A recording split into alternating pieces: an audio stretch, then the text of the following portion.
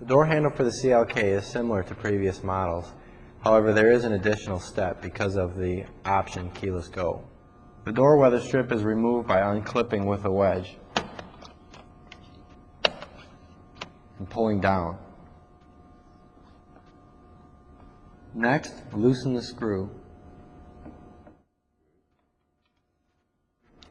After the screw has been loosened sufficiently, the lock cylinder can be removed. This can be made easier by holding the door handle open.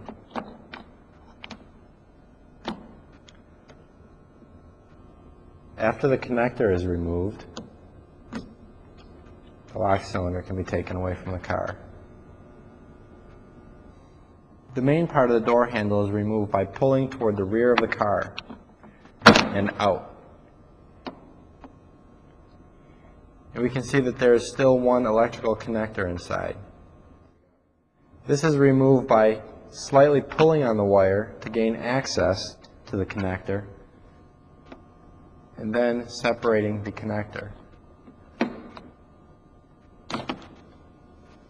When reinstalling the door handle, it's important to, first of all, connect the connector and then rotate it by pushing it in so that you have clearance to install the door handle.